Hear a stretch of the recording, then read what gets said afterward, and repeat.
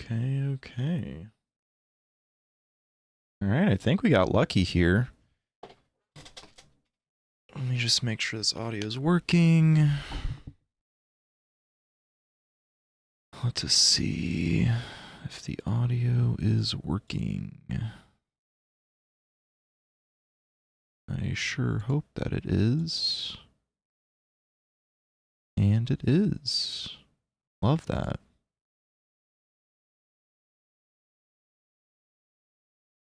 So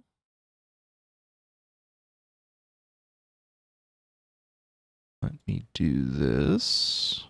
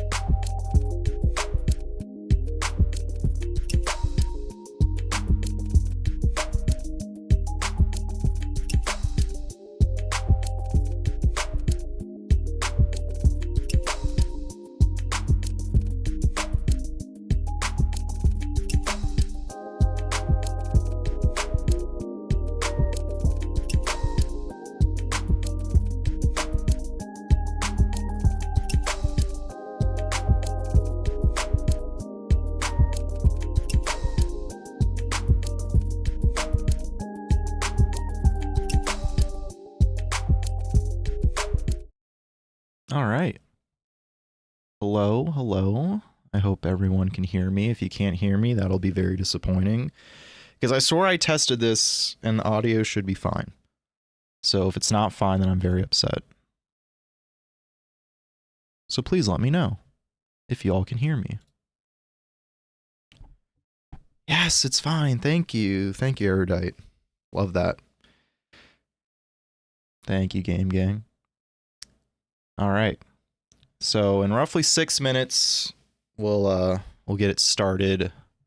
Can you all see her down there? There she is. The little white baby. Belle's down there in her little bed. She threw up on my floor. Literally, if you look where her bed's at, how she kind of keeps her head off the edge. I'm about to leave my room and all of a sudden I turn back around and I see yellow liquid on the ground and I hear her making a sound. I'm like, okay. She threw up, but it's fine. We cleaned it up. Thankfully, you know, I was there to see it happen and was able to clean it up quickly before, you know, it stains or whatever, so that's all fine. Yeah, poor Belle indeed. It's what I get, though, because I did call her a gremlin this morning when I sent the picture of her in the Discord, so I guess I had it coming. Which is, you know, it is what it is. You have to handle the consequences when it happens. I will get off of face cam here, though. Because this should be... Yes, it works. Yes, it's working. I'm so happy. Things are supposed to be working. So I have it zoomed in at like 175%, so that's easier for you all to see like each thumbnail. That way, it should make for a better product, in my opinion. Is Bella okay? I think she's okay. She throws up from time to time. Usually it's only when she drinks a lot of water, but I feel like she didn't drink a lot of water today, so I'm not sure what the deal is. Iggly will be home in like within an hour, so I'll let him know and see what he thinks about it, but I don't know, maybe it's just one of her usual throw up things, or maybe because she's getting older, it's going to become more of a consistent thing. I don't know. So I think it's not a big deal. She just had some weird stomach problems, so she just let it out. And that's what I'm going to hope for, so. Because a couple years ago, she had a really bad scare. But she turned out just fine.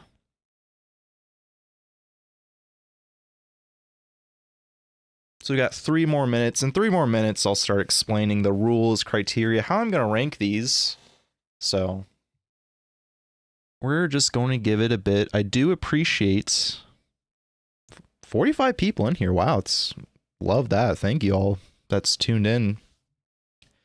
I made a post on Patreon too, because I do know we have some very loyal patrons and they like to get notified and updated through there as well. So I did a Patreon post linking to this live stream. So if anyone came from the Patreon link, thank you. I'm glad it paid out or worked out. Am I going to be biased for the ones I edited? I will answer everything in due time. It's basically, you're going to get pretty much everything I know from each reaction in terms of if I edited, what I thought about the movie. We'll get into more of it later. I'm just reading on the chat. Oh, your dog does that too, Brianna. Yeah, I think it's... I don't know if it's just like a little dog thing or what the deal is. Senior dog has stomach problems. Yeah, I think it's... Bella's just a little old. Did we already record Twilight's New Moon? Yes, we recorded that yesterday.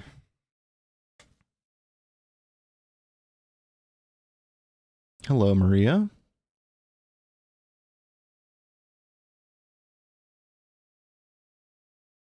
Oh, I'm so sorry, Maria. At least you know, you put yourself out there. It's always best to you know, try, and, you know, if they say no, then it is what it is. You move on, but I'm glad the situation was handled somewhat decently. Hello, Stephanie. Itching for Twilight? Yeah, I mean, if you are a patron, Twilight is accessible. The full length and the reaction is on Patreon now. And I'm just going to let you all know, I think that Twilight reaction is one of the best videos that's going to be on our channel. Editing was great. We all put in a lot of work on it. Corey went incredibly ham. Just killed the first part of that reaction. So many great edits he did. I think my part I edited was pretty good. And the other parts throughout the movie as well was just great. Just a very fun movie. I think when it's all said and done, it's going to be one of the best reaction videos on the channel. I'm very much looking forward to see what, you know, our general public fan base thinks. Because the patrons, from what I've gathered, and they've commented on Patreon and in our Discord when they've watched it, that they loved the reaction. So I'm very much looking forward to when that comes out in roughly less than a month on YouTube. Team Jacob or Team Edward? I will may or may not disregard that information, or not disregard, acknowledge that question in this stream, or you might just have to wait until we give our thoughts when the video goes up on Patreon on Thursday. Because in the end of that second movie, we did disclose whether we were Team Edward or Team Jacob.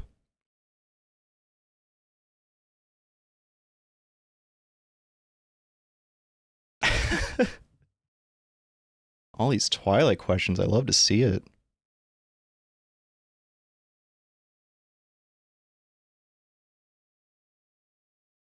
Yeah, and for our Patreon, or for our patrons that are in the chat, please no spoilers on the Twilight reaction, because I'm sure people would love to see the reaction for themselves without any sort of hints on what kind of edits happened, or if they haven't even seen the movie before, you know. Obviously no spoilers on the story. We watched New Moon yet? Yes, we watched that yesterday.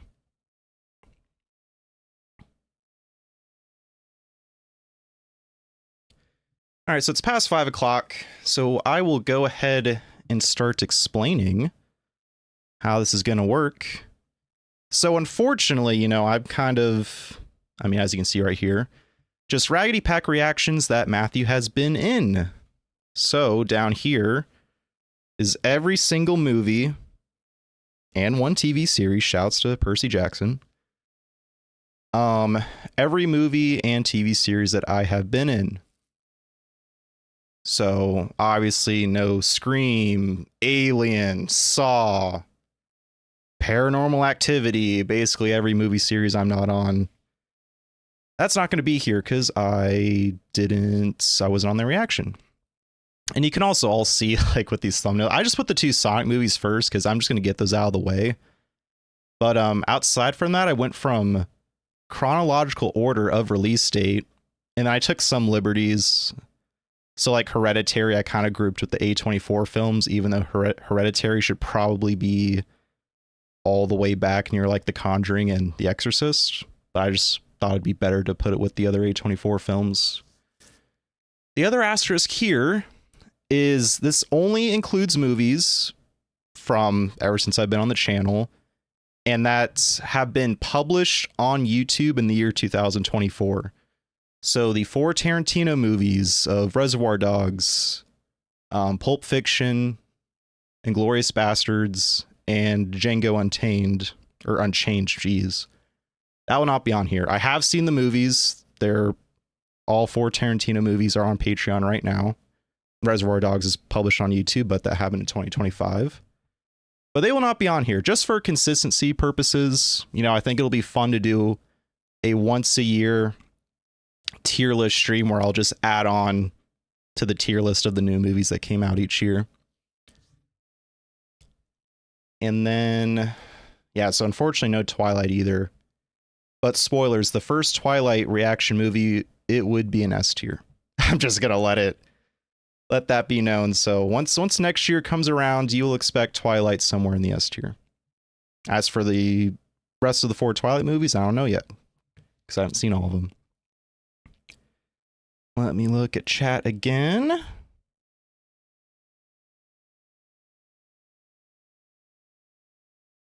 Loved the Interstellar reaction.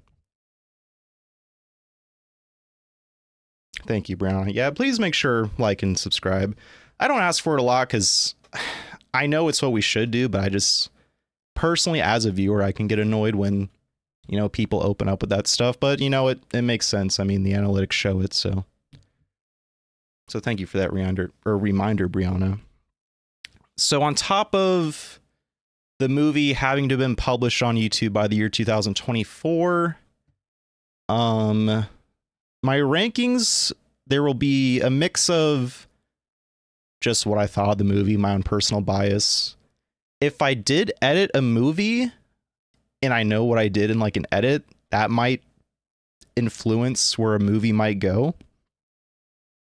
I'm also going to try to stay somewhat consistent with what I said in the post discussions of each movie, because previously I was on the record, especially for the Conjuring movies. I think at the end of The Nun 2, I gave a list of what movies I thought were the best in order. So I did go back to see what I said, because personally I forgot because it had been so long. But you know, things can change over time, so my opinions still might change regardless. In terms of like if it was a 2-person, 3-person, or 4-person reaction, that won't really affect the ranking. It'll basically just be what I think. Hope we get more sport movie reactions on the channel at some points. I do too. It's just we gotta like think of, you know, if it'll perform well. The only sport movie we technically ever really did was The Waterboy, and if you look at the views on that video, it's not the best. But I mean, I think me and Blake would do good on a 2-person reaction because we're like the 2 sports guys on the channel. You're not late, Kendall. You're fine. You're here just in time.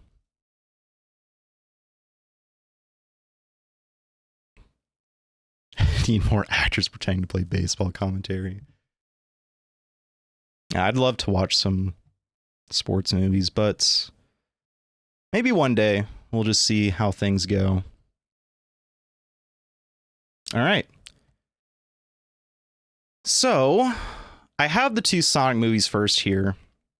And I have that because I'm honestly, I should probably just do this now. I'm just going to make a Sonic tier, because for those that do know me, like Brianna, Game Gang, Erudite, basically all the regulars, Angela. I'm sorry if I'm forgetting anyone else that's here right now. Please do not take it personally. You will all know that I love Sonic. I've done multiple streams of Sonic.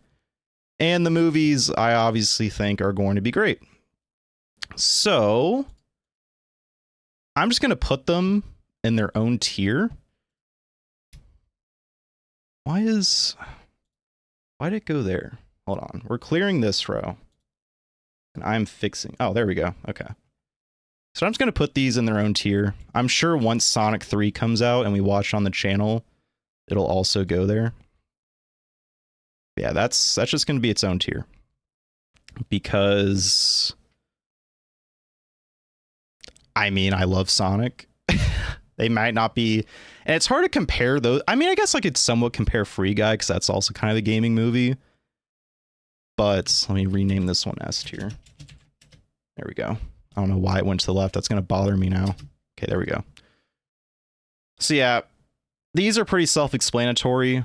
I'm not going to necessarily say like, basically I'm just excluding these from the actual tier list because my Sonic bias is too much. Hello, CC. I'm just going to put them there. So like the actual S tier is going to be like these movies. So just disregard the Sonic movies. I just have to technically include them because it's what we watch and it was on released within 2024. So that's why I had those at the beginning, because I mean, everyone knew I was just going to put them in S tier anyway, so I just kind of put them there. All right. So now, actually getting into the rest of the movies, we have the Matrix movies. Now, most of you are very new. I shouldn't say very new, but I think who was the only person around back then? Maybe Stephanie might be the only one that was around our channel back then to maybe even know the Matrix movies. But this was my first series of movies I was on. As you can see, the thumbnails are a lot different than what they are now. And our quality was also not as good as it is now, but it is fun to go back and look to see the difference of these movies and how we reacted. Like, I'm just already looking at the thumbnail. Like, it was so bad. Like, I didn't even have this microphone stand. I had to hold, or no, in these, I had just the headset with the mic on it, and it sounded terrible. And then at some point, like in Free Guy, to like hold the mic with my hand. But the first Matrix movie, it's definitely not S or A. I looked like a completely different person. Yeah, we all did. So I'm just gonna put in B in mid tier. So here's the context of the Matrix. This was the first movie I was on for the channel, and I vividly remember we didn't record this until like 10 o'clock at night. So I was tired as shit. So I went into this movie, and this is back before we had like even 1,000 subscribers, I think. So like at this point, I'm just like, okay, we're just doing this for fun. I'm not really going to care what happens. So I'm tired watching this movie. And if y'all don't know, The Matrix, it can be a fairly complex movie to keep track of the story. So I'm just like fighting for my life trying to stay awake in this reaction. And if you all actually even watch this video, I was struggling. In terms of the movie itself, I think it was fine. I think I said it was fine. I think I said I was a little underwhelmed, but especially back then, my takes were really bad and I got roasted in the comments a lot, which you'll see in these earlier movies. But yeah, Matrix 1 was fine. I'm just going to put in B tier. Now for the Matrix Reloaded, which I believe is the second movie, I actually liked this one a lot. I think it's still going to stay in B tier, but it's going to be above the first Matrix. Or maybe, yeah, we're sticking in B tier for now. I just remember liking the Matrix Reload a lot more because the action scenes were way better. The playground scene with Agent Smith and I believe Neo, that scene was cool. Like that scene carried the whole movie. And then there's like a weird, I think a rave or some sort of party with Morpheus doing a speech. That was pretty hardcore. I liked that.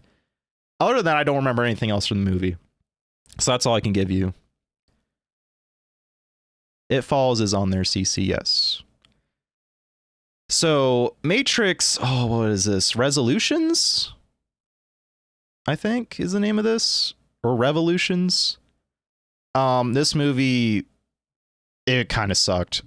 Like the ending with Agent Smith and Neo where they fight in the rain, like that's pretty much the highlight of the movie for me. And then I just remember the rest of the movie just sucking, and I didn't like it that much. And then The Matrix, the newest one that came out in like 2022 maybe? Whatever year it came out. This movie was terrible. They got a new Agent Smith, and to the new Agent Smith's actor's credit, he did a good job. It just didn't hit the same. They brought back Trinity for whatever reason. The whole reboot just kind of sucked. The movie was ass. I'm sorry. I don't think I'll get a lot of hate for that because I'm pretty sure a lot of people didn't like this movie. But I did see in our Discord that apparently another Matrix movie might happen, so that'll be fun. And if it does, I'm sure we would probably do it since we did the first 4 Matrix movies. But yeah, that's it for the Matrix movies. So we got Reloaded as the best one, the OG in second, Revolutions and third or Resolutions, whatever. It's so hard to see the thumbnail with the title. And then Resurrections in D tier.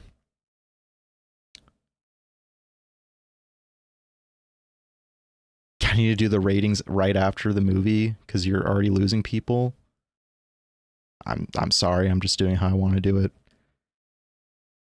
Calling the Matrix mid is insane. I mean, it's just my opinion. I also gave the context I was very tired, so I did not remember the movie that much. All right, Free Guy. Now, this was a fun movie. So this was a movie Kojo suggested for us to watch. If I had to give a comparison, it's like if Grand Theft Auto was like a movie, kind of. There's a lot of video game references. I didn't get a lot of them because they're mostly like PlayStation and Xbox game references stuff. But I remember Steve from Stranger Things, his actor, he was on this movie. I remember he did a good job. But other than that, it's hard to remember much. The quality, as along with the Matrix movies, just wasn't there. So actually, I'd probably put it between the Matrix movies here. Hope I don't label Dr. Sleep and The Shining as mid. Well, for The Shining, you'll be able to find out, but for Dr. Sleep, you will have to wait till next year's stream. All right, so this is like one of the first big heavy hitters, the Titanic. So here's the thing. I got a lot of hate on this reaction video. I don't want to say I was ignorant, but it's at least an A tier. It might go to S tier. I really liked the movie. And I think I didn't do a good job of portraying that, which I think just came from a lack of experience, because at the time, this is what, my 6th movie I reacted to. And even then, from the Titanic to like The Exorcist and Conjuring that we did 2 years ago, there's a huge gap. But I actually really liked this movie. I just sounded really stupid while reacting to it, and I didn't present my thoughts that well. Obviously Leonardo, I think, did a great job. You know, young Leo. The drama and the terror that was portrayed in the movie, I don't think I did a good job of like really realizing it.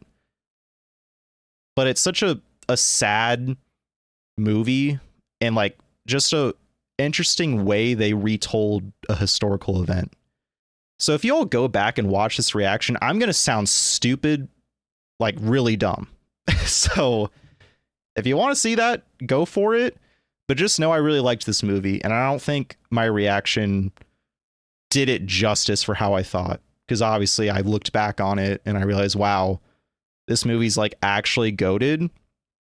And I did a terrible job of thinking that I liked it, because I got a lot of hate in the comments on that movie. Welcome, Sparkle.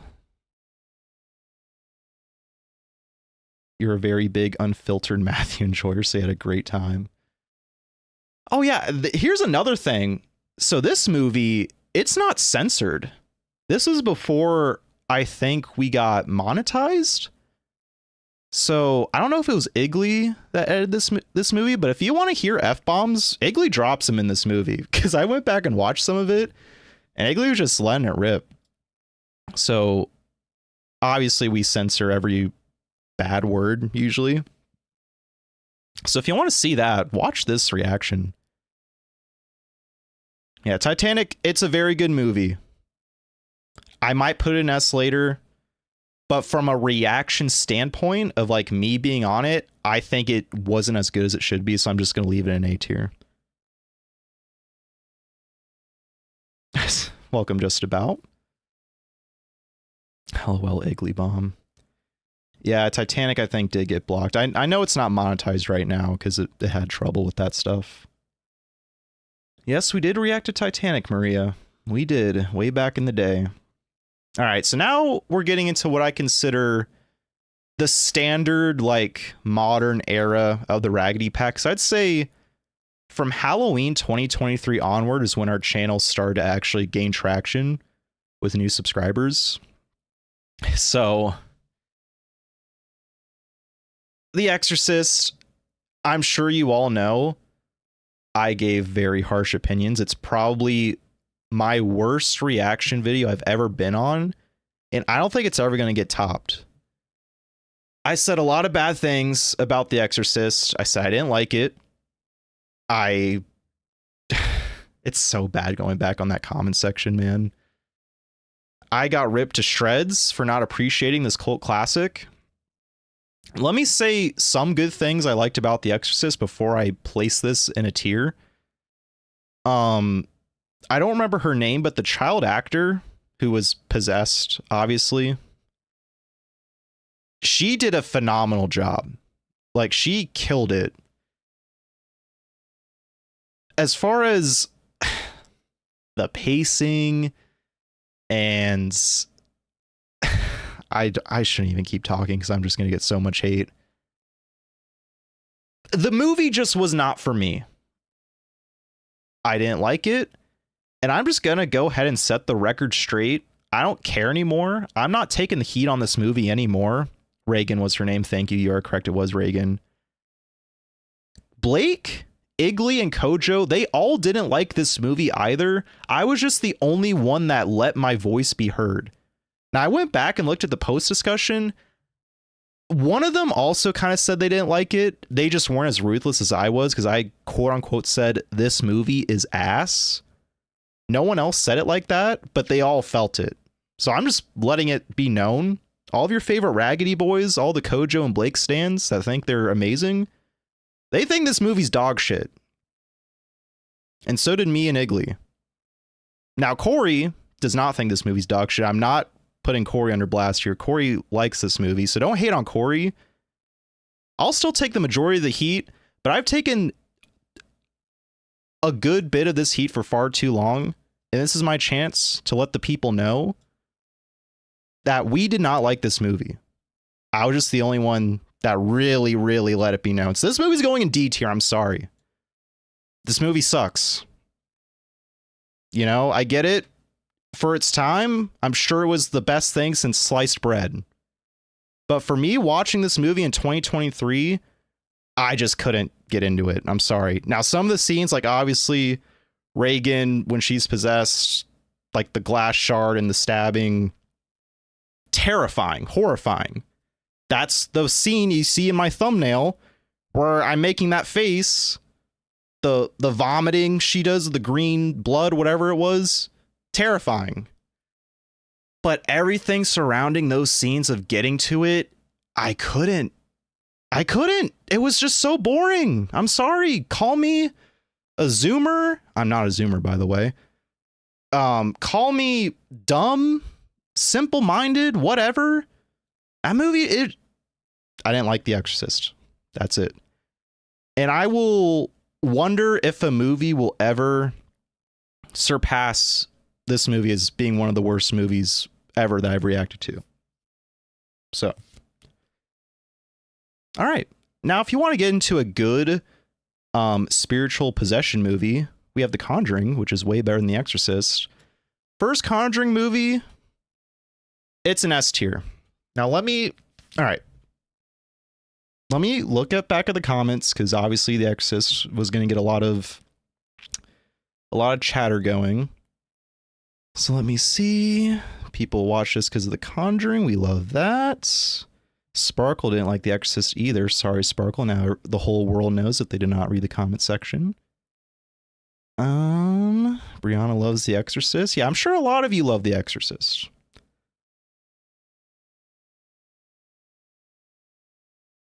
You heard people pass down theaters and watching The Exorcist? I wouldn't doubt it. I probably would have fallen asleep in the theater, but that's just me. Okay. So back to The Conjuring. Conjuring 1, obviously we have our goats, Ed and Lorraine, the Warrens, the badasses of the Conjuring universe. They take on the case of, I believe, Bathsheba. I'm sorry if I'm mispronouncing the name. But I remember the mom actor. I'm sorry, I'm terrible with names. She did a really good job in this movie.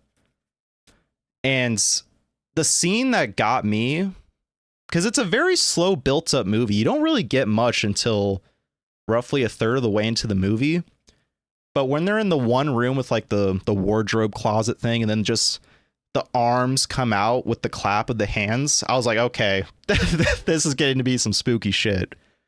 That's when I'm like, all right, I'm in my seat now. I'm in for a treat. And I was not disappointed.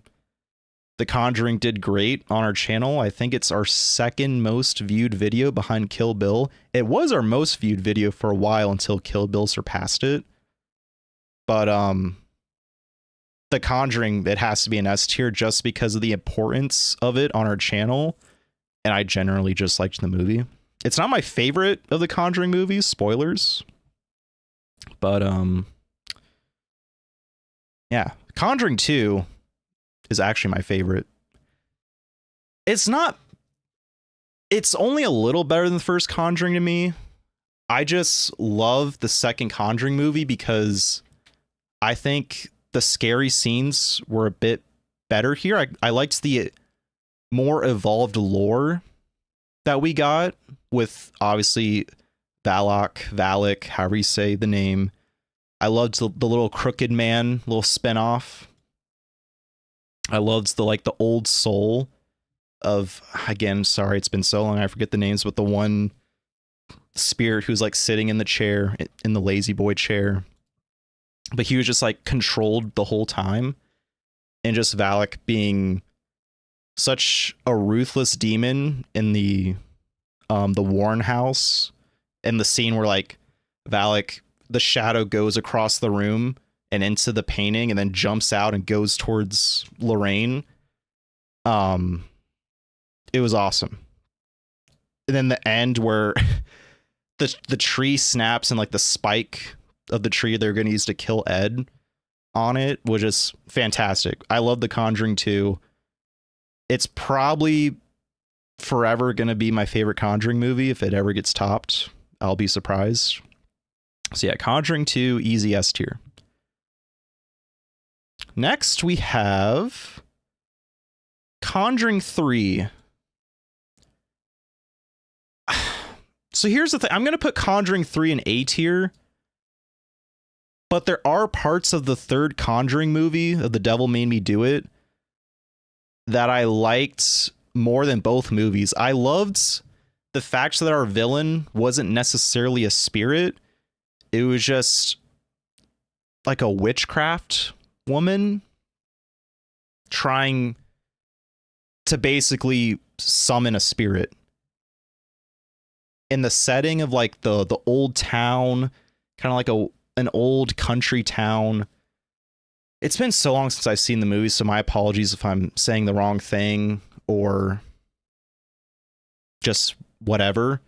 I'm just trying to remember from when I watched it back then. I just remember it was substantially different than the first two because Ed and Lorraine weren't like the main people involved, but it still had the Conjuring branding. You know, it's like it's Conjuring 3, you know? Well, technically it's not Conjuring 3. Isn't it just The Conjuring, The Devil Made Me Do It? So I liked it though. Conceptually, I really liked it. But I just think the first two did it better. So I'll still keep it in A tier. Is it better than the Titanic? No, I don't think it is. I'll keep the Titanic at A tier. All right. Annabelle movies. Annabelle 1. Honestly, I could care less about Annabelle 1. The only thing I remember from Annabelle 1 was me making a joke about like the one, it was like the husband and wife living together and him like grabbing a baseball bat. And I made some joke about like him getting the Louisville Slugger to like beat whoever's ass. I think Annabelle's fairly what's the word? It just wasn't memorable for me. It's fine. It's scary. Just in general, the whole aura of Annabelle just doesn't do it for me. I don't think she's that scary. I'm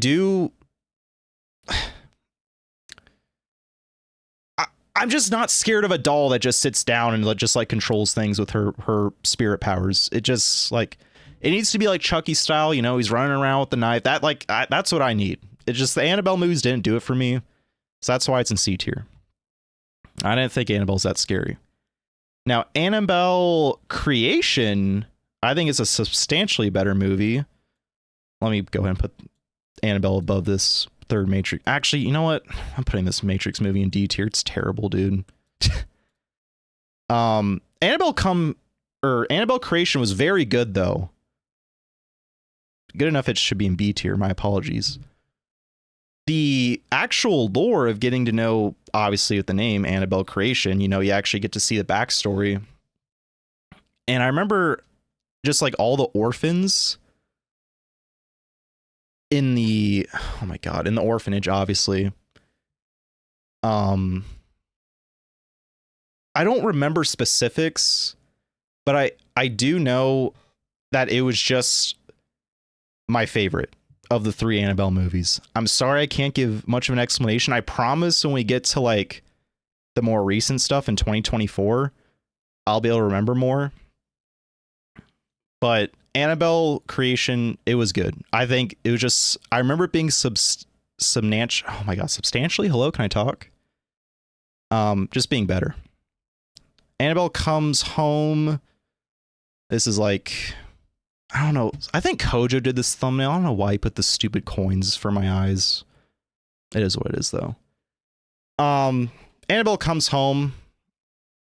I think, was it this movie where they tie back into the first Annabelle movie? It was either Creation or Comes Home, where like at the end of the movie, it like ties into the first Annabelle movie, where it showed us the, oh my God, like, was it the girl that like, because there's one scene where I was talking about the baseball bat where someone's intruding in the first movie where he needs to go beat them, but then in either the second, I had to have been the third movie, it shows us the other perspective. I did really like that. Yeah, it's just C tier for me. Actually, I probably shouldn't be that mean. No, I got to keep it that mean. Now, The Curse of La Llorona is controversial as to whether or not it's a part of the Conjuring universe. It's a part of it to me, and I'm telling you right now, it's an easy S tier movie. This movie kicks ass. Raphael is literally the GOAT of... He's just goated. As soon as Raphael came onto my screen, I'm like, this movie's going to be the best thing I've ever seen. And I almost want to say it was better than Conjuring 2. It's not, though. But just Raphael carries this movie so hard. But low key, the story of like, what is it like? Because it's a woman's spirit that like, I don't want to say the wrong word here, haunts over kids. And Raphael doing what he does to combat it is so good. He's so badass. In terms of badass characters, it's like Raphael and Anton from No Country for Old Men that do it for me. Like, they're just amazing. I loved Raphael. I don't know the name of his actor, but if he's in other movies, I need to check him out because he nailed the role here. Yeah, Curse of La Llorona, S tier. Is it better than the first Conjuring? No, it's not. The first two are probably on top, then La Llorona third. All right. So now we got The Nun. We're almost through The Conjuring. The Nun. So this is the first movie I ever edited on the channel. I only did one part. So because of that, there's going to be some personal bias and nostalgia and sympathy for it. Because it was 2024 of last year, like I think in January, where I go to the rest of the boys, because at this time I'd only reacted on movies because I didn't have the time because of baseball work. But this is the time where I was like, I want to help more and I want to try to learn a new skill, that being video editing. Oh, I'm happy you edited this one, boo. So because of that, I think objectively, I liked Annabelle Creation more. But because it's literally the first thing I ever attempted at editing on this channel, it's going to hold a soft spot for me. I'm going to put it at the top of B tier. And well, the thing with the Nun is obviously it's focused on Valak. Again, sorry if I'm saying the name wrong. And who was it? Was it Irene's sister? It was Sister Irene. And I remember the setting of the Nun. I loved it. I loved the old European, like, grassland, wooded aesthetic. You know, the cathedral in the grassy plains. The scene where, what's his name? Oh, what's the dude's name? Oh, it wasn't Christian. Someone please help me in the chat of what the guy's name was. Because he's in the second Nun movie too, where he was actually possessed. Frenchie, thank you, Sparkle. Frenchie. When Frenchie goes into like the foggy forest and that fright scene with the coffin at the end and like the bells ringing, I only remember that because that's the part I edited. Just the Nun, it was a fun ride. It's the first movie I edited. It holds a soft spot. I like Valak. I liked Sister Irene. I loved Frenchie. Frenchie straight up one-lines Valak at the end. Spoilers if you haven't seen it. And just completely disposes of him. So I really liked The Nun. But The Nun 2 was way better. The Nun 2 basically took what the first Nun did and just, I mean, this is what you'd hope for a sequel, and just made it better. The setting, because they went away from like the church in like the grassy area to like in an actual city. And I remember one part of the movie, it was like the newspaper stand and like all the newspapers start flying off. I think it spells out Valak. Maybe I might be misremembering. I actually remember more of the first Nun more than the Nun 2 because I edited the first Nun a little bit. But I do remember liking the Nun 2 more. Sister Irene, was it this movie where she used like the blood of Jesus to kill Valak, where she like swallows it and then spits it out back at him? Or was that in the first Nun? I want to say it was in the Nun 2. Yeah, the magazine scene was cool. It was in one. Oh, it was in the first Nun. Gee, I'm so bad with this. Then how did it end? How did the second movie end? Because I remember the little girl that Sister Irene was helping take care of. That was like the main like damsel in distress. Because I know she got bullied. And then there was the one room where the sunlight came in through like the one hole. My apologies. I promise this is the last movie where I'm a little foggy on how it went. So I do remember that I liked it more. But from here on out, I pretty much remember every movie because it was a movie we actually watched in 2024. But now we get into the one TV series I was on, the Percy Jackson series. So I read the book. Well, I read The Lightning Thief. I read The Sea of Monsters, and I read The Titan's Curse, which The Titan's Curse was my favorite of the 3 books I read. But obviously this only goes over The Lightning Thief, the first book. Percy Jackson. It was fine. I mean, it's Disney Plus, you know, their quality's hit or miss.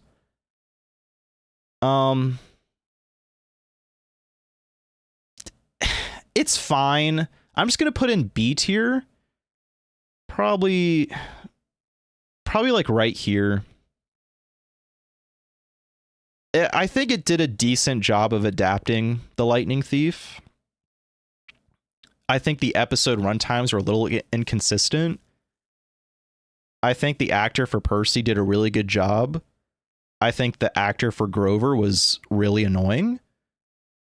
And I think the actor for Annabeth was also really good. Or the actress, I should say.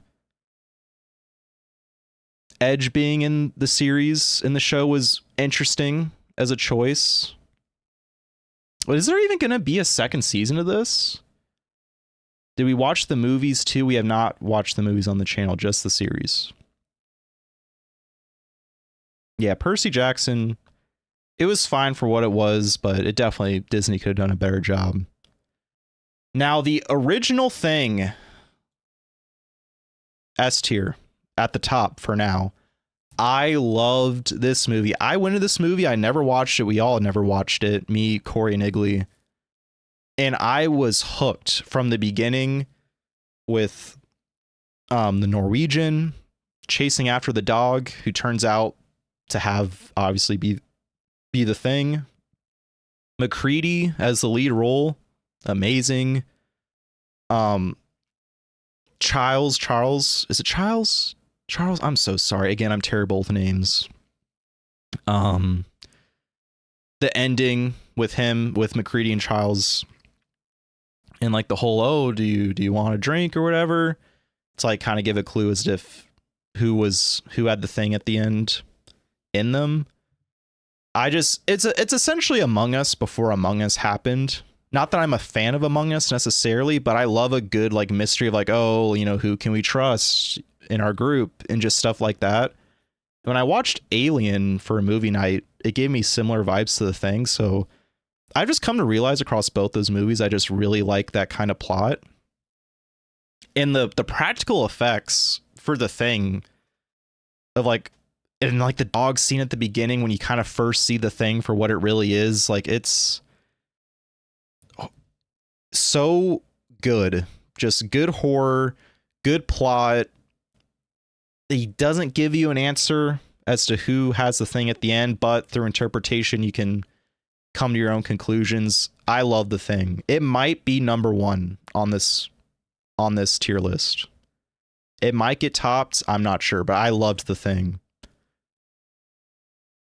Also, so far, the only movie I've edited is still just The First Nun. I've not edited The Nun 2 or The Thing or Percy Jackson. I have not seen Alien 2 Sparkle. Put it in the Sonic tier. No.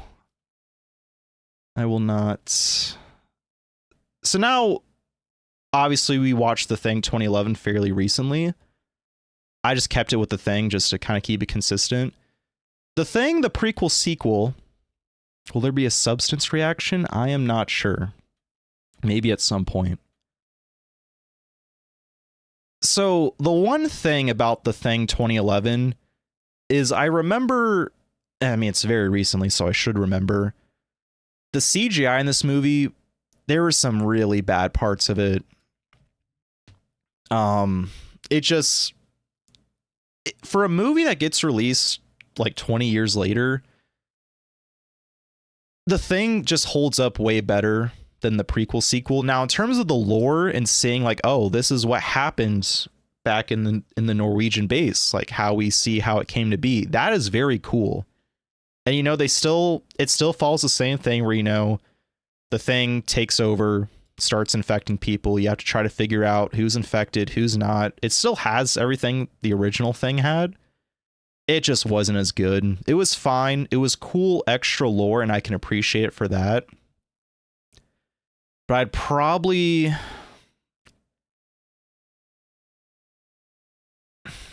Now, this is going to be bias.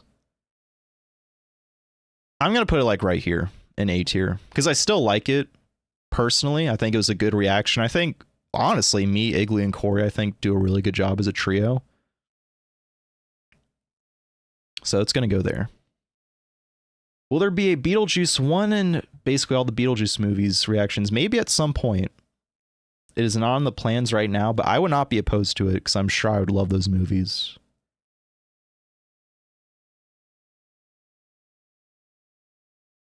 Feel like the new Thing was just derivative and unneeded. Yeah, I could see it. All right, so now we're on to Interstellar. This is the first just solo me and Igley reaction. This movie obviously is very critically acclaimed, great movie. I'm not sure if Igley had ever seen it. Maybe he did. Oh, speaking of which, he's home right now. This movie was awesome. Easy S tier. This movie was fantastic. Just Murphy, not wanting I forget the dad's name again. I'm so sorry. Not wanting to leave, and just the whole lie behind the NASA project. And then Murphy has to like figure out the solution through her dad in like the interstellar realm. It was crazy. And the scene where they go to the water planet, they're like, oh, this seems kind of okay. And then just the waves go all around them, just about to destroy them. It was very sad. This movie's awesome. So many neat little things you could pick up on. I need to rewatch it at some point. I thought I remembered Matthew McConaughey being in the movie. I just didn't want to say it because I didn't want to sound dumb. But yeah, this movie, easy S tier. It's no, Raphael. I'm sorry, Raphael's too good for Interstellar. All right, so now we got The Whale. The Whale, oh boy, The Whale. This movie didn't do well on our channel, which I think was a little surprising because it did win awards, I believe. The story is about the very large man and, you know, the nurse that helps him, his daughter. It's a very sad movie, as you can see in the thumbnail. I didn't really shed a tear. I was just wiping my eye, but it was a good thumbnail bait to make it look like I was crying. But, I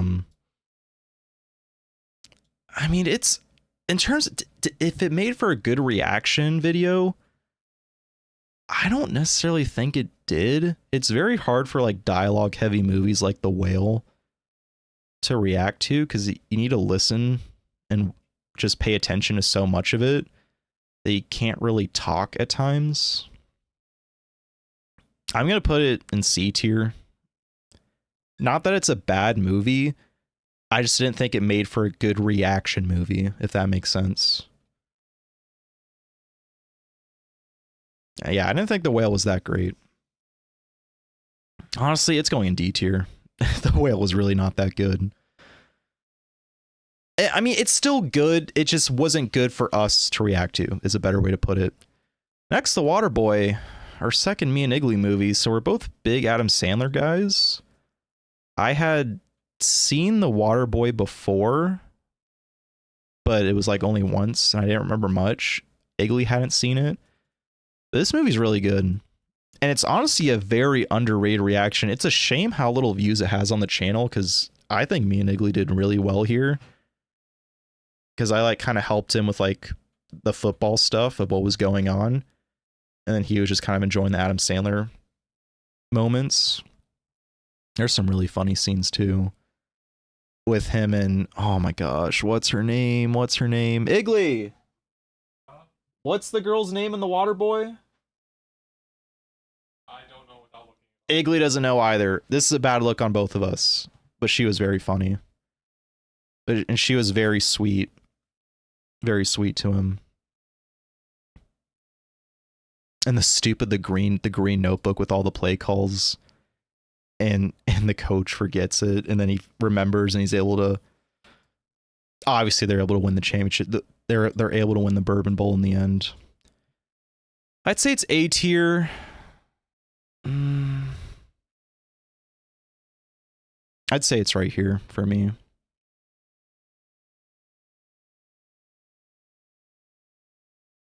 Vicky, thank you. It was Vicky Valancourt, I believe.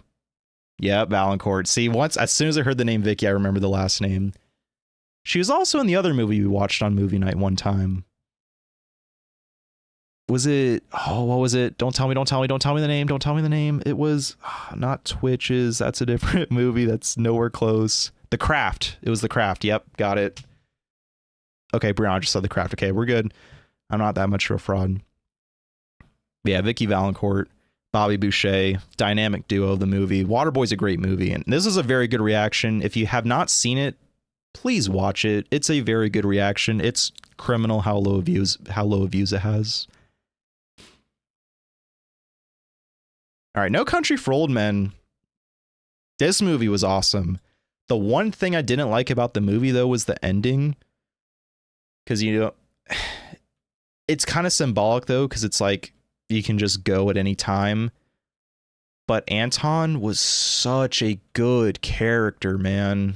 Like he was so good. Like he's just so memorable, just so ruthless, and just funny too with his like he doesn't even mean to be funny, but he just comes off as funny, scary, threatening. I think it top of A tier for me just because of Anton. All right, It Follows. So here's the thing with It Follows is I was so hyped for It Follows just based on the plot of like, okay, this person's goes to follow you because you're the next one that's going to die. And it was the previous person that had the previous It follow them. I'm like, awesome. This movie's going to be great. I love the concept. It's new. I've never heard of it before. It's going to be great. But then the execution, it was good. But then the ending just fell so flat with the whole pool scene at the end of just how stupid her cast was to deal with it. It really just put a damper on it for me. If I'm being completely honest, I think I'm going to go top a C tier. I hate to do it because when I read what we were going to watch, I was so excited. And I know it's a fairly popular movie. It was requested for us to watch. Just how they handled the situation at the end completely threw it away for me. I should watch Smile if I want something like that. I'd love to watch Smile. I do think for sure that will be watched at the channel at some point. That it is in the works at some point. I don't know when, but I do know it's on our radar.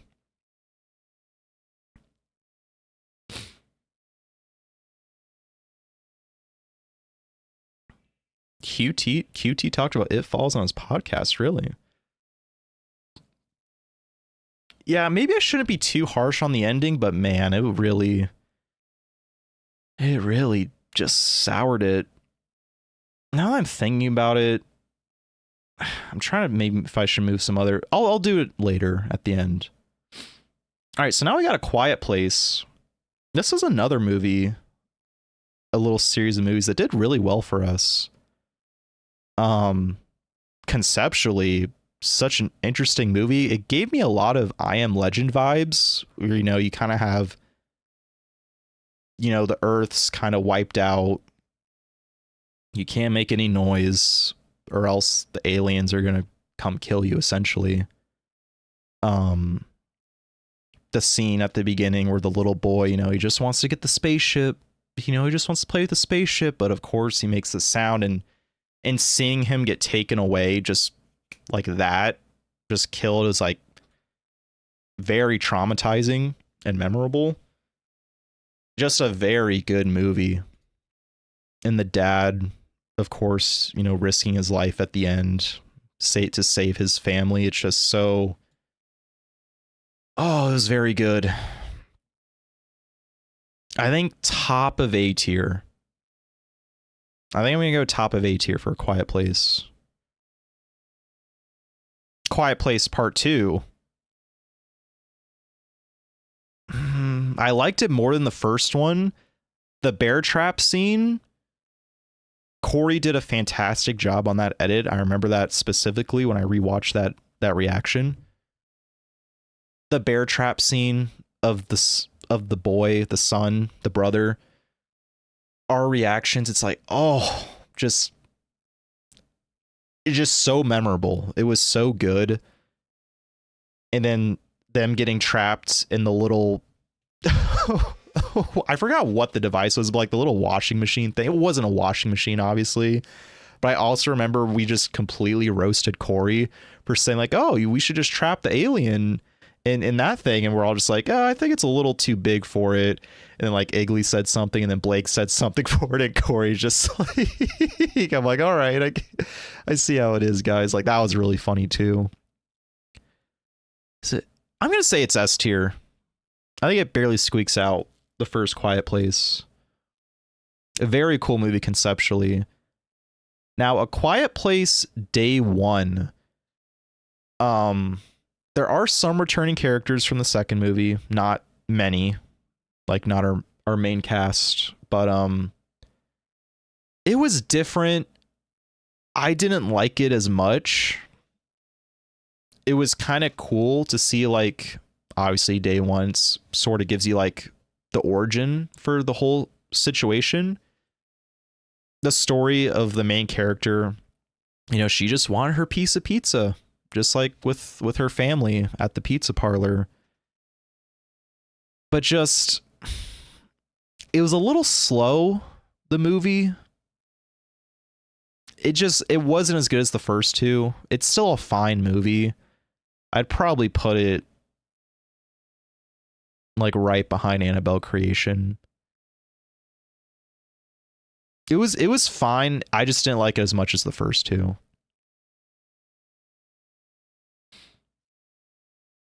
Sorry, I'm just trying to read up on chat again.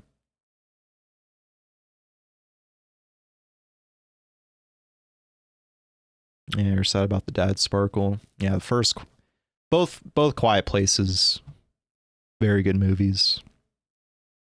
All right, so now we're getting into our October lineup of 2024 with A Nightmare on Elm Street. This movie, it was very good. I distinctly remember the tongue through the phone being very funny, and obviously the Glender blender, where Glenn gets shredded with the blood flying everywhere.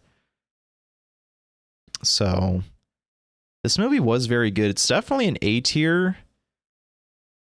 I'd say right here. Yeah, I think right here is good.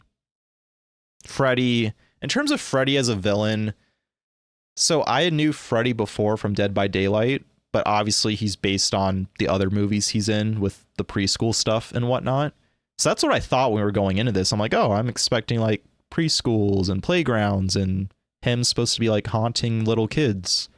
But no, it was almost like your typical slasher. You know, you got these teenagers in high school getting followed by Freddy. Now, it was good. I really want to watch the second one because I think the second one's a direct sequel, but the plan was just to like watch the first movie of like Friday the 13th and then Nightmare on Elm Street, and then I don't know if we're ever going to watch the sequels. I want to. I really do because I'm curious. But yeah, the first Nightmare on Elm Street was great. Your mom traumatized you with Freddy Krueger when you were a kid? That's terrible. You think about the Glender comment all the time. Yeah, that line from Kojo, that was really quick thinking. That was brilliant. That was a very good Kojo moment right there.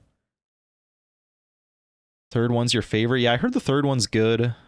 I hope we watch it at some point. Maybe next Halloween season. I'm not sure. All right, Friday the 13th. So, also, hold on, I forgot to mention, when did I start editing movies again? I started editing movies again.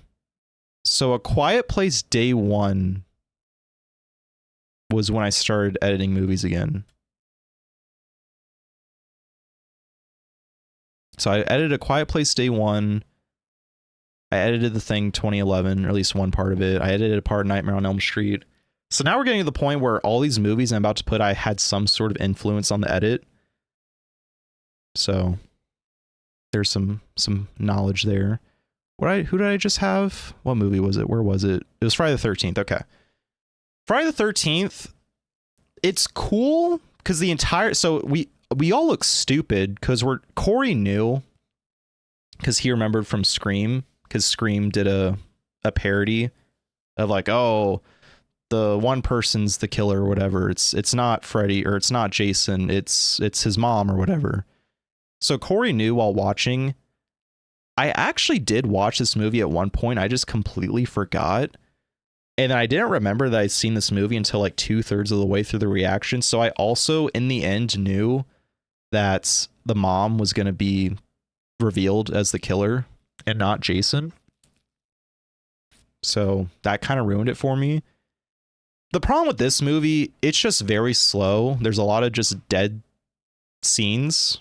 not like characters dying. Obviously, there's characters dying, but I mean just like dead time where they could have cut it out, in my opinion. Blake making the comment about like the sheriff messing up on like him trying to drive away from the motorcycle is really funny. This is gonna go in C tier though. I think the reaction was fine. It's just the movie's really slow, and I am curious to watch the other Friday the 13th movies where like Jason's the actual villain. So yeah, it's in C tier for me. Also, sorry if I'm saying any spoilers to these movies. It's kind of hard not to if I'm going to talk about them. All right, next we got The Shining. Oh boy, The Shining. How much I love my cyan opening font. So I know there's a lot of controversy with The Shining, like, oh, the book, and then Stephen King didn't like the movie adaptation and stuff like that. In terms of, so I'm not going to put in S tier, and I kind of want to put in B tier. Not that it's because I think the movie's outdated, but it just the movie kind of drags a little bit. I get it. We're supposed to go through the process of Jack losing his mind and getting overtaken by the Shining that runs throughout the Overlook Hotel. But I just feel like it kind of just dragged. Again, I get it. They make us feel how much the longer Jack's in there, he's getting infected by it. But it's just, it was a little slow. Obviously, young actor Danny, he did a good job. Dick was a very good character, kind of teaching Danny, about the shining power that he does have. And obviously, if in Doctor Sleep, that gets expanded upon more. Unfortunately, you have to wait till next year to see where I put Doctor Sleep. I will say I liked Doctor Sleep more than The Shining. But yeah, there's obviously the Here's Johnny scene. I had heard of the scene before, but never knew it was from this movie. So that was cool to see finally. The maze with the hedge maze was really cool. How like that got teased with the overhead shots, and then that ended up being like essentially Jack's resting place. Was really cool because he gets frozen to death at the end. I didn't like how Dick just kind of ate shit and just dies. He's back in his home in Miami, and then he's like, I should probably check on the Torrances at the Overlook. So he calls, and he's like, hey, how's it going? They're like, oh, there's a snowstorm, they don't got power or whatever, blah, blah, blah.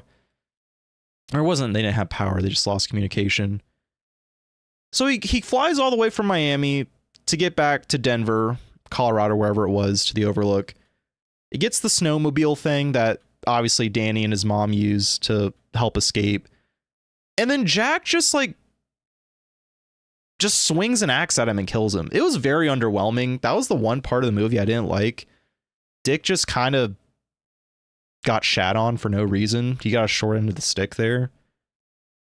So that was one thing I didn't like. The Shining, it's a good movie. I'm glad I watched it because it's a classic. It just dragged on a little bit and for my liking. And I do know that Dick was supposed to be alive still in the book, but that was not adapted like that. It was in the 70s. I think everything dragged a bit. Yeah, I mean, it makes sense, but I mean, God forbid I say that as I don't know, someone that didn't grow up watching the movie and they think, oh, you can't appreciate a good movie. It's like, I'm sorry, bro. My bad. Okay, so now we got the Terrifier trilogy. So Terrifier 1, I had seen this movie already by myself, and I recommended it to the rest of the boys because I thought it'd be a really good reaction movie. And the first movie had a very low budget, but Art the Clown is so good, man. He is easily my favorite horror character. It used to be Michael Myers until I watched the Terrifier movies. And I already know there's some people in the comments who be like, oh, it's a disgrace if you think Art's better than an icon like Michael Myers. It's like, sorry, I have my own opinion. your ex-husband Art. Yeah, I love these three movies. The first one had a low budget. I think it made for a great reaction. I edited actually most of this movie. It was edited in 4 parts. I did 3 of them. Corey did the chainsaw scene where, you know, Vicky is... Was it? No, it wasn't Vicky. It was the other friend. The blonde hair friend. You know, the whole chainsaw, he cuts her up, blah, blah, blah. I love the pizza parlor scene at the beginning. That's the only part of the movie I really remembered before we went into it. And just Art, you know, he comes up to Vicky. Or not Vicky. Vicky's the sister. What was her name? Oh, was it Claire? Oh, it was Dawn. So Dawn was the girl that got chainsawed. What was the older sister? Oh my God. This is annoying me because Tara. It was Tara. Yes, because we're like, oh, Terrifier. Yeah, so Tara and Dawn at the pizza scene, the pizza parlor, and Art just comes in with his, you know, he's got his sack with all of his toys, and he just him getting the ring out of the little quarter dispenser machine. And just from there on, how Art's mannerisms and how funny he can make things be, even though he's about to just completely morbidly kill people. I was like, this dude's my guy. Like, he's so funny. So I'm gonna put it at the top of A tier. Actually, no, it's going in S. I love Terrifier. It's going like right here. And then Terrifier 2, again, another great reaction from all of us. The story, the improvement from Terrifier 1 to Terrifier 2 is honestly unreal. Because we got actual story, we got actual... I shouldn't say characters that stick around, because Vicky sticks around at the end where, you know, Art didn't necessarily fully kill her, and then she kind of ends up being his sidekick companion in the next 2 movies. But we get Sierra and my boy J-Man Jonathan. Love Jonathan. The scene at the Party City / Spirit Halloween or whatever, where Art, you know, grabs all the different glasses and the little party stuff, and he just makes things so funny with his actions.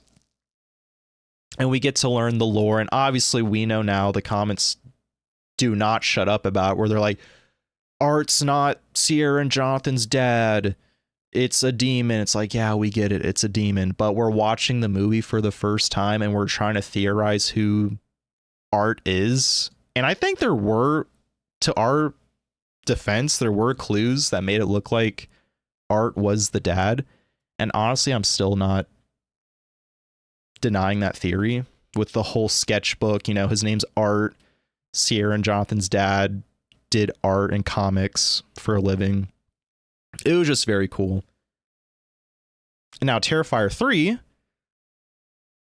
The problem with Terrifier 3 is that the story isn't as good as the second one, because they kind of just sort of picked off from the second movie story, but just really focused on the gore.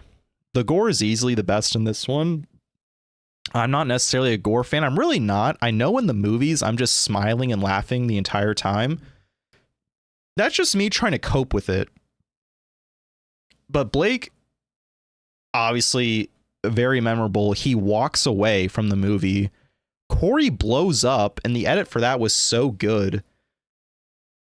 The reaction was just amazing. I liked the second movie more, but the third movie was just such a fun romp through. You know, we kind of switch over to Art being, it's a Christmas movie now, technically, you could say. Whereas the first two are based on Halloween. This one's based around Christmas time, and when Art goes to the bar where he gets his Santa clothes, that scene was so funny. That they buy Art a drink, and then he hates and he spits it out at the guy, and then they just it's so funny. I love the Terrifier trilogy is what I'm trying to say. You know, honestly, yeah, I like it more in the Conjuring. All three of them. It's just, art is so funny. His mannerisms are hilarious. The gore is like, okay, it's there. It kind of sucks that's there, honestly, but it kind of makes art what he is. It's just, his expressions are so funny. It carries the movies for me. I love the Terrifier. Yeah, the Corey blowing up scene is amazing. Third one was gross for no reason. Yeah, that's the thing with the third movie. I just wish the story was better as it was in the second movie. But in terms of the reaction, it made for a great reaction. All right. So now we are at the A24 movies. We got Hereditary. So Hereditary, we watched back around the time of the Exorcist and the Conjuring movies. And I really liked Hereditary. I really did. The problem is, I am a little foggy with my memory of the movie. I do remember the driving scene, you know, was it the brother or the sister? I think it was the brother, or it might have been the sister. I'm so sorry, but they get the peanut allergy at the party, and then they have to drive back, and then just out of nowhere, decapitation from the street sign or whatever it was. That's a scene I'll probably never forget. And the whole, you know, hereditary means, oh, it's passed on through your family. It's hereditary. And the mom, the grandma, being like kind of the mastermind behind the whole cult thing at the end, where they go into the treehouse, all the hidden figures that hide in the shadows of people just staring at them throughout the movie. Telephone pole, thank you. There's just a creepy movie, man. I do really wish we watched this with Talk to Me in Midsummer, so I could kind of had it more fresh in my mind. But yeah, Hereditary is just disturbing. Hereditary equals Sonic hats. Yeah, so for this, the reason why I'm wearing a Sonic hat in this thumbnail is because we were all supposed to, because it released on Halloween on YouTube. So we're like, oh, we'll wear a Halloween costume. So I'm like, okay, I'll bust out a Sonic hat. Blake was, I think, Travis Kelce or something. He was a Chiefs fan. And Corey was, this looks like Naruto to me. I'm not a big Naruto guy, so forgive me if I'm wrong on that. And then Igley's dumbass, he forgot a costume. So he's like, oh, I know, I have a clown nose. I'm just going to throw that on my nose. And oh, I'm a clown, guys. Look at me. It sucked. Igley completely drops the ball in the whole gimmick. But it is what it is. So, yeah, Hereditary, great movie. All right, now we got Talk to Me.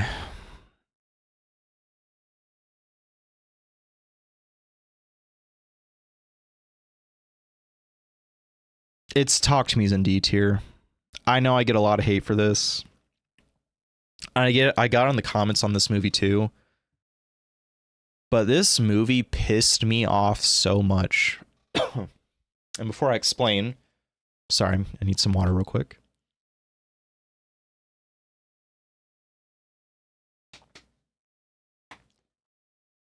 So here's the thing with horror movies. Most of the time, I shouldn't say most of the time, but in some instances, the victims, their tragedies, they can't control it. You know, if Art the Clown comes to your neighborhood next Halloween and you die, it's like, well, you kind of just got screwed, you know? You can't control that. Whereas this instance, we have Mia, and I get it. You know, the whole mom dying, she lives with her dad. They go to this, oh, we're in high school and, you know, we're doing our drugs and we have this cool hand. If you touch it, you can have a demon possess you. And so sure enough, she touches the hand and one of the demons comes and it happens to be her mother, or at least someone impersonating to be her mother. And to her, she's like, oh my God, like this is no way this is happening.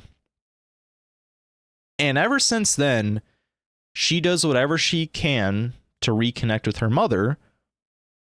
And that includes putting her best friend's little brother at risk, who was underage. And she's encouraging him to be like, oh, let him try, you know, it'll just be the 15 seconds or whatever the time limit was. And of course, you know, it goes over the time limit because the demon's just holding on to him through the hand and not letting him go. So the little brother just gets completely screwed. Spoilers, sorry. And it's all Mia's fault. And it just pissed me off throughout the entire movie that all this could have been prevented if we didn't have dumb young teenagers, you know, exploring their life, their options, you know. It just could have been prevented. But here's the counterpoint, and this is what I understand of, you know, people in the comments. They're talking to me like, oh, wow, Matthew, you know, you really just didn't like this movie, or they'd say whatever about me. I'm sure way worse things than I remember. I get it. She lost a parent at a young age. Fortunately, I'm not trying to say this bad. I can't sympathize with that because that had not happened to me. Maybe if that did happen to me, I could be more relatable to Mia. But I'd like to say I'm a sympathetic person. I know it does not come across it in the reactions. I'm a very nonchalant guy. But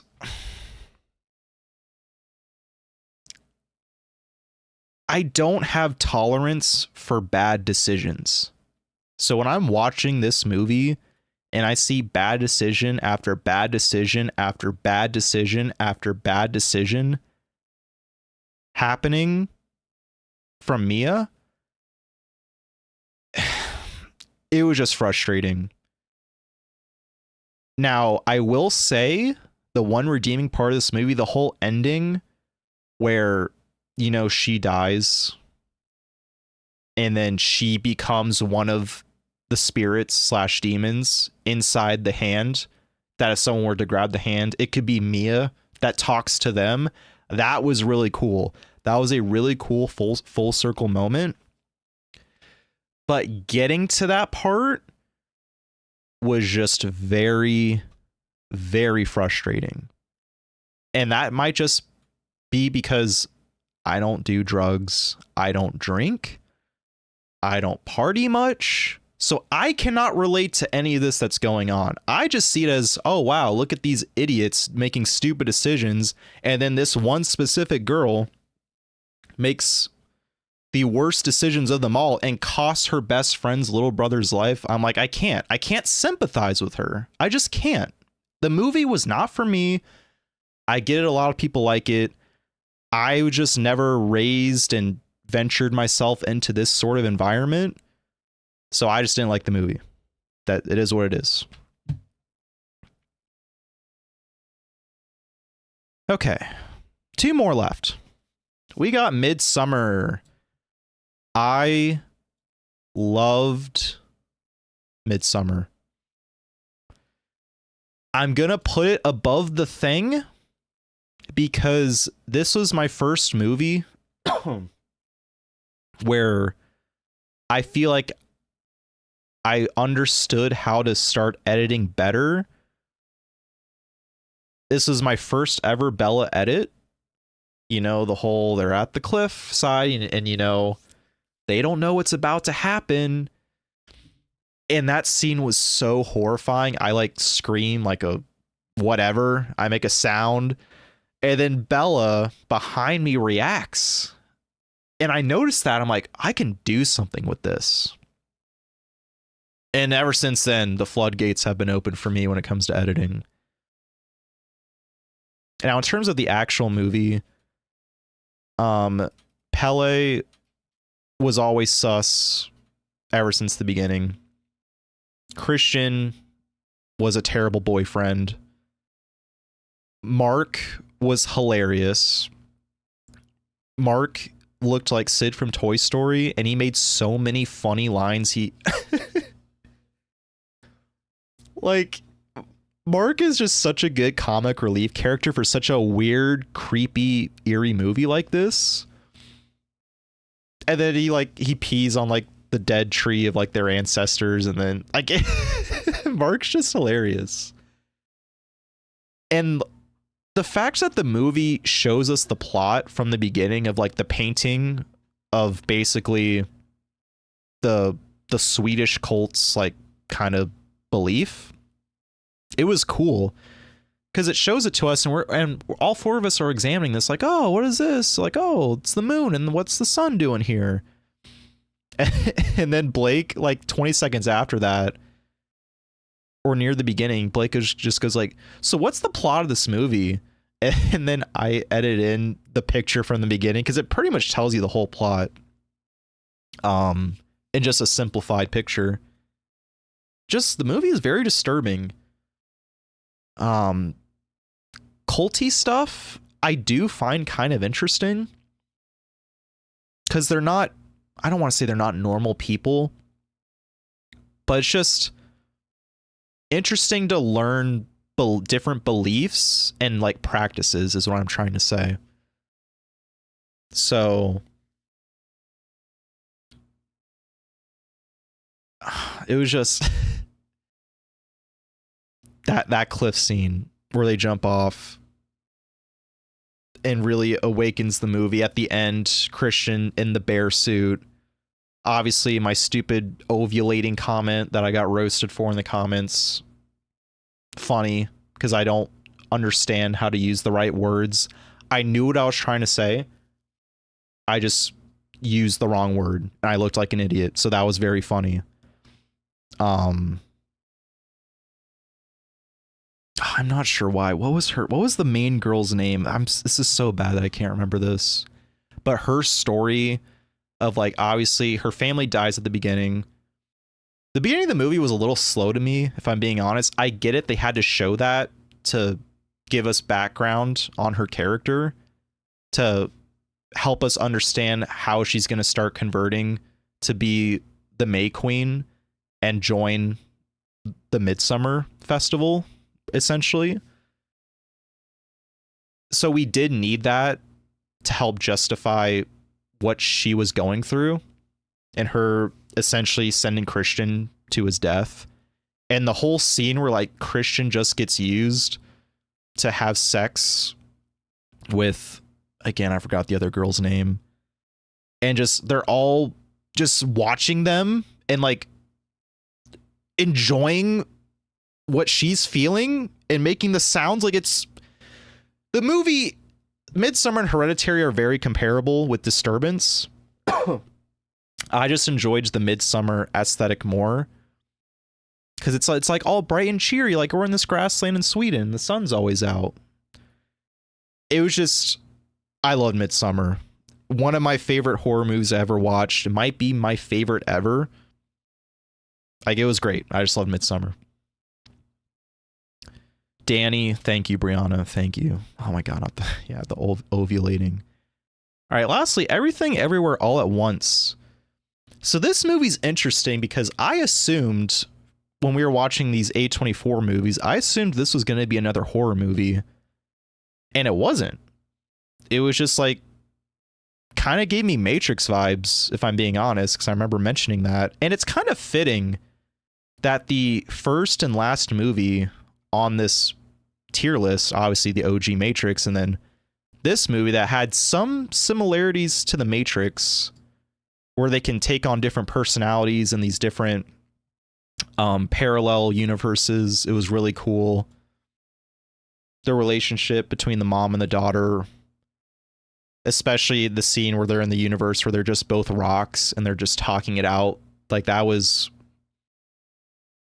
it just makes you realize like what, like, it just gets you so philosophical with the world of like, yeah, we're just two rocks, you know, in like a world with everything going on around us. Waymond, absolutely amazing character. He was such a good dad and he was just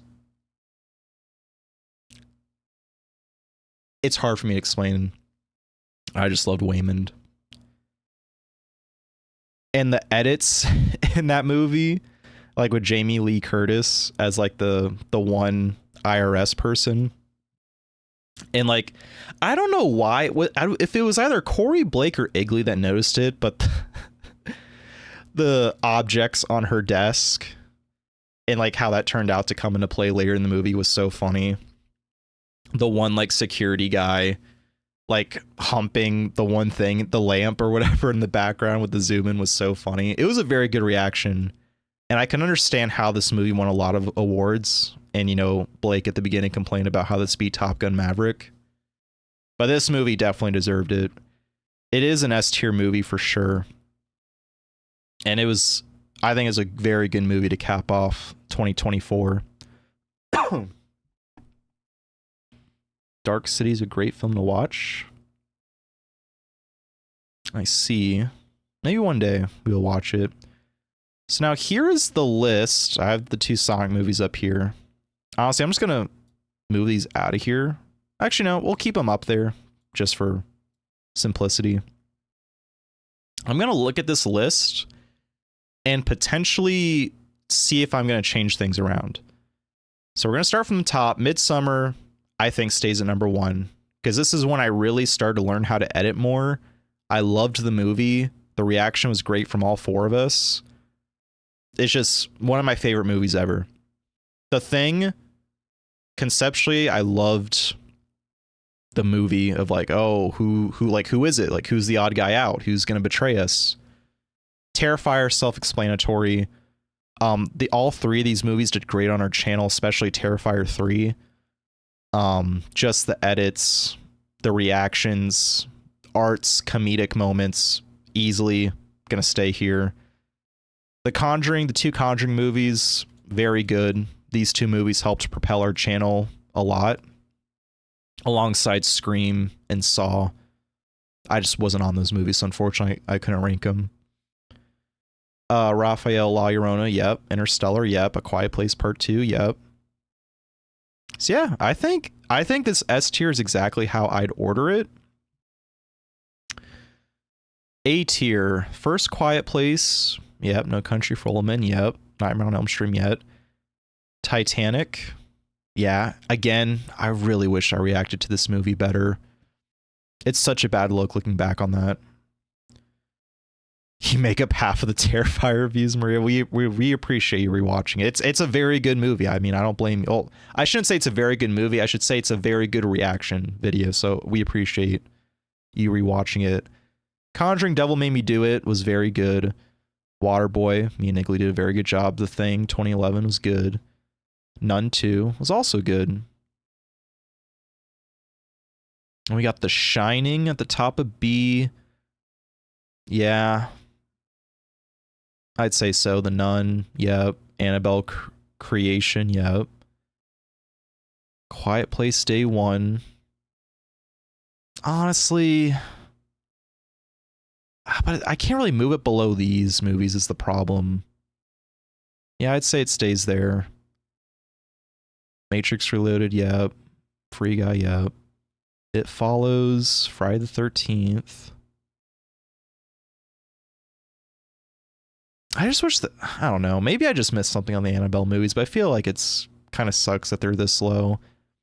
I also do kind of want to edit this to where they're more just like in one line instead of taking 2, but I mean, it is what it is. The Whale, The Whale was a good movie. It was a hard movie to react to. Talk to Me, I talked plenty about what I thought about the movie. And unfortunately, these 2 Matrix movies were really bad. And just the quality was really bad too. And for reasoning purposes, I have to have The Exorcist at the bottom. And that may or may not ever change. You love the Annabelle 2 reaction, always rewatch it. You'll throw the Raggedy pack on while you play The Sims? Nice. Shining reaction was top tier. I didn't fully watch the Shining reaction once it got uploaded to YouTube. I just remember the parts I edited. It was a good movie. I thought it was a little slow paced was the problem. So yeah, I guess this is it. Let me go ahead and do a zoom out a little bit so we can get it all in one picture here. Yeah, so there we go. We had the Sonic tier at the top. They're not, they would just be an S tier biasly. I just didn't want to include them. And maybe I should have put the Sonic tier at the bottom. It is what it is. Yeah, that's a full view here. I'm going to stop scrolling so you all can actually see a full picture now. Sonic tier. You watched Titanic in the movies and didn't like it.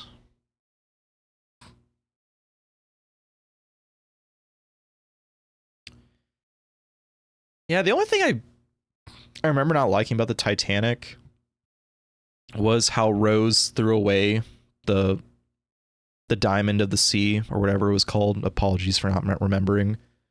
Because the whole purpose at the beginning was like the guys are trying to find it, and then they find a clue that she may have it, and then she remembers she does, and she just throws it away. It's like, give it to him. You know, well, I don't know. It's her decision. Yeah, let me know what you all think about the tier list. It took roughly an hour and a half, which is what I about expected. I think it went over well. I know some people may not agree. Some people may agree. Obviously, The Exorcist and Talk to Me might be some big disagreements there.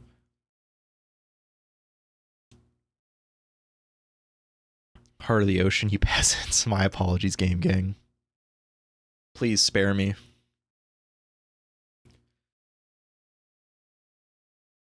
It's a good list, thank you. If only Rachel was here. I'm surprised Rachel isn't here in this live stream. I expected she would have been the first one here to see how this tier list would have gone. It's very disappointing.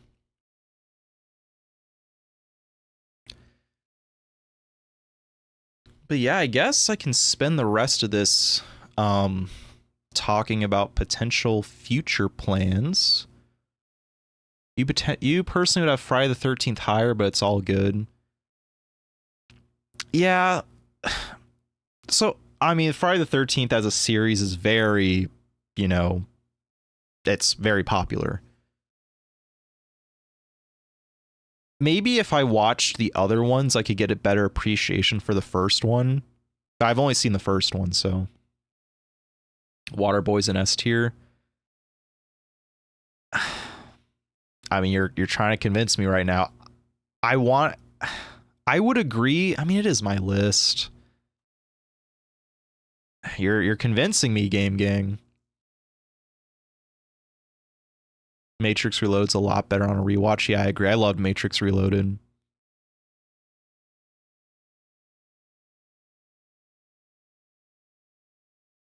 The other Friday the 13th movies would be good. Yeah, I mean, hopefully by at least next Halloween. I mean, there's kind of like a schedule we have mapped out throughout the year. The only thing I know is the Twilight movies happening now. I don't remember what's after that. The Annabelle reaction was hilarious. See, that's the problem with these earlier movies.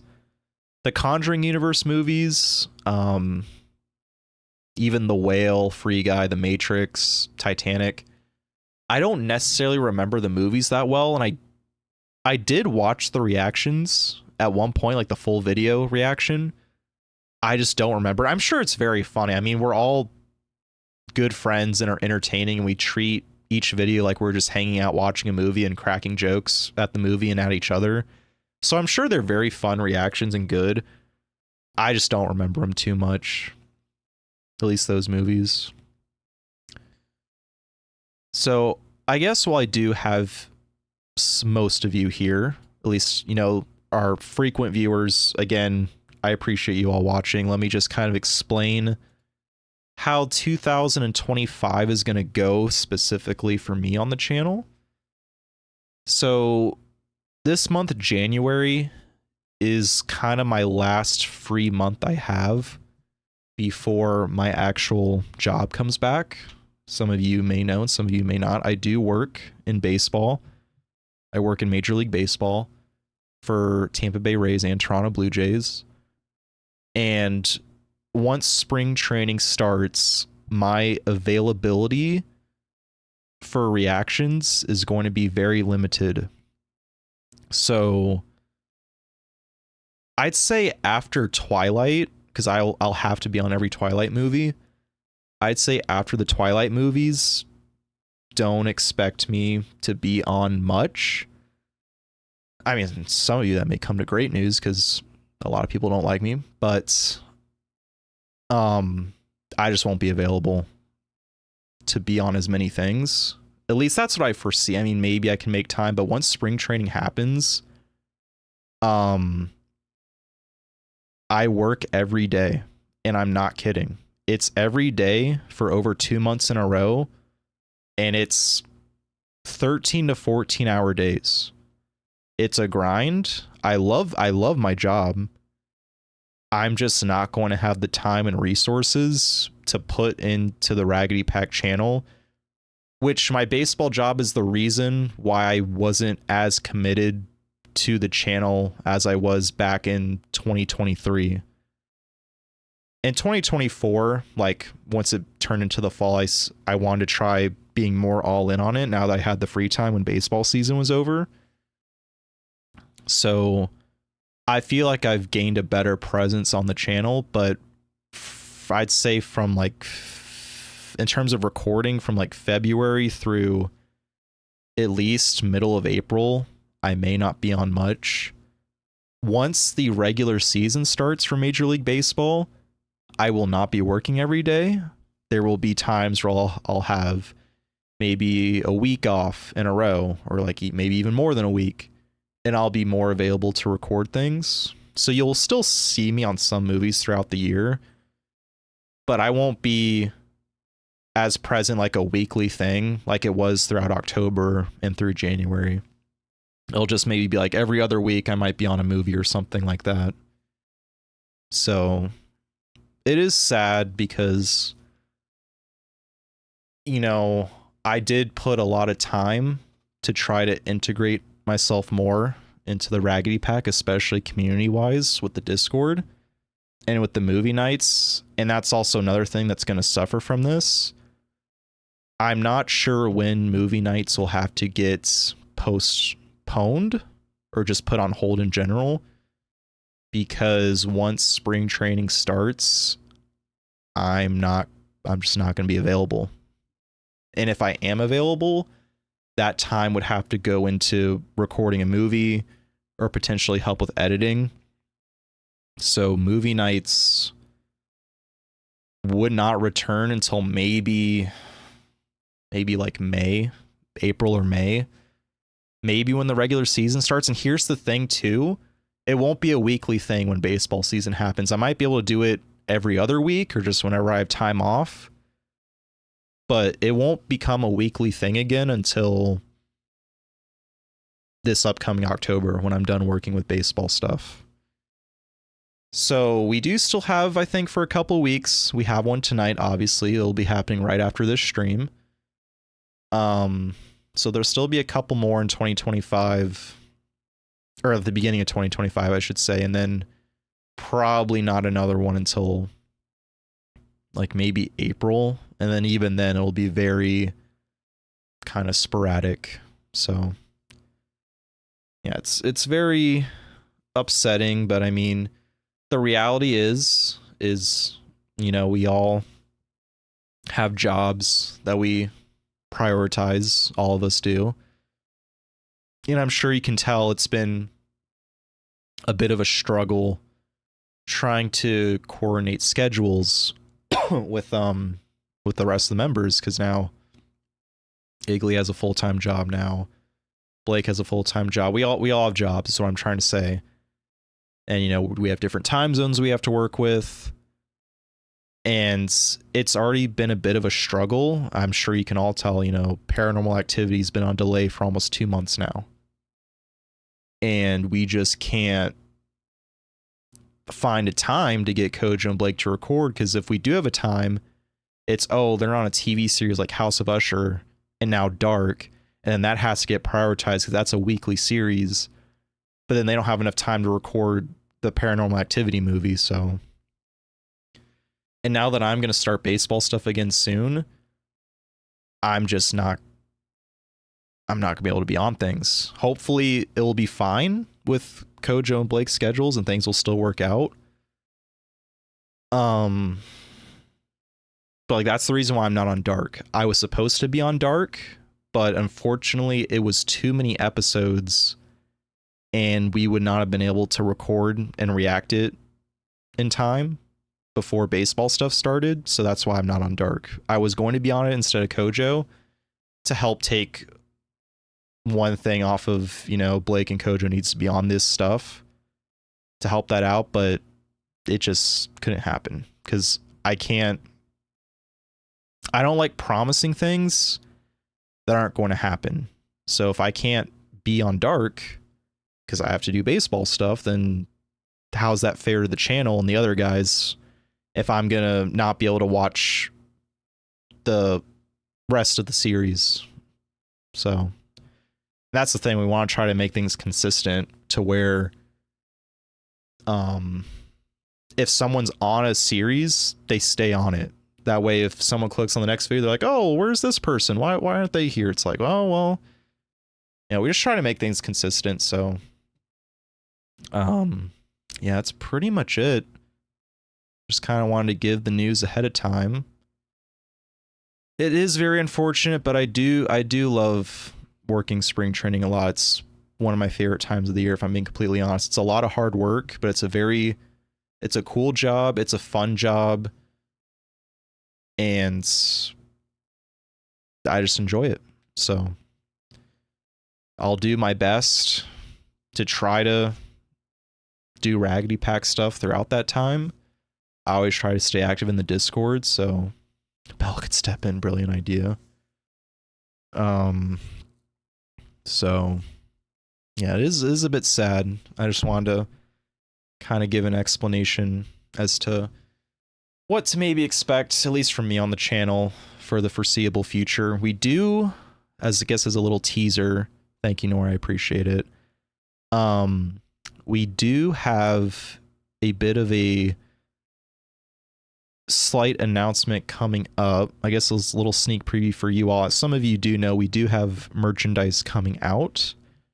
There is a plan to figure out when to announce that in like a proper video.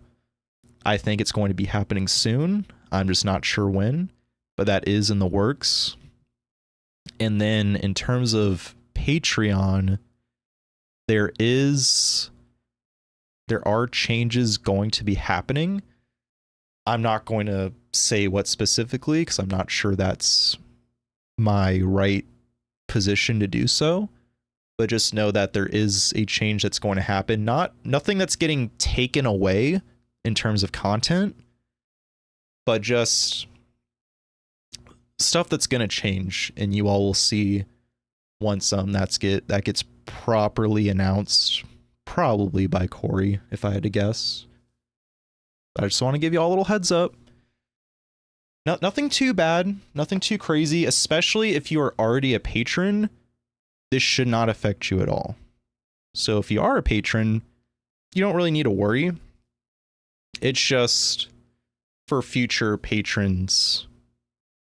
Not that it's necessarily a bad thing, just stuff we have to change to make it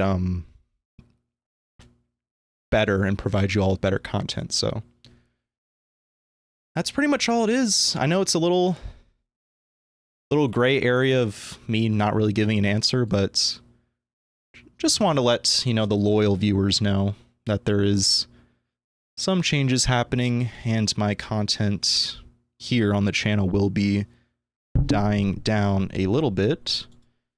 So I guess with that, I will go to a full camera. Hello, there I am. And here's Bella.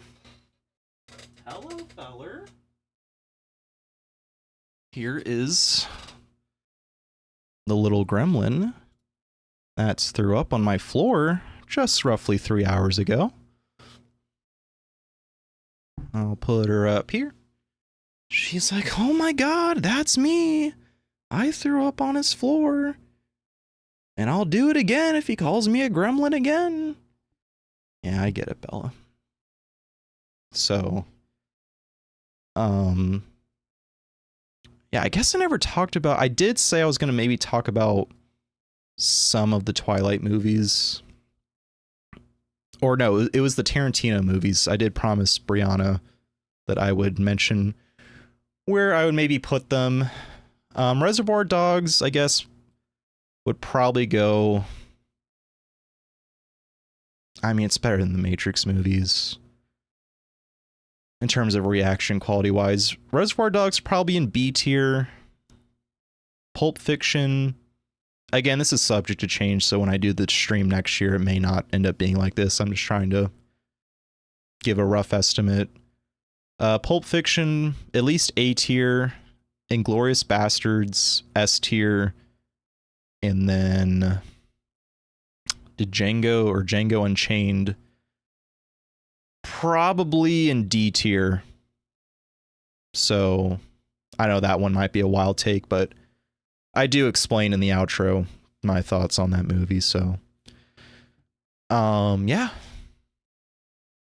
For my traditional movie night people, I will see you all in roughly 10 minutes. I'll be in the VC and we will get ready to watch the movie. For those of you that don't know about movie night, if you want to, you can join our Discord for free. It should be in the description of this live stream. If it's not, then you can find it in the description of one of our other reaction videos. All you gotta do is join the Discord. It's free. Join the voice call. I'll be there. Some others will be in there.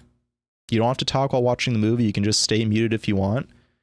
And we all just watch a movie and kind of have a fun time. A lot of messages in the voice chats of the voice call. So that's the way most of us communicate through there. So if you are new and you want to check it out, in 10 minutes roughly, we'll be doing that. So that'll be a fun time. So lastly, thank you all for watching. This was a very fun stream. I'm glad I got to get my thoughts on these reaction videos I've been on. And I look forward to the next year tier list of adding on to this to see if any opinions change from the previous movies, and maybe just in general, like how many different movies I will be on. You know, who knows? Maybe I'll be on more, maybe it'll be less. We don't know. But I do look forward to it. Myself and the rest of the Raggedy Pack greatly appreciates all of your support as we head into 2025. This is a fun hobby and sort of side hustle for us, and you know, for some it is, you know, a very important job, and we're trying to grow it. We're trying to make this an actual thing to, you know, maybe we can just make this like full time for all of us. So that is the dream one day, you know, the Raggedy House, the joke that goes on with that.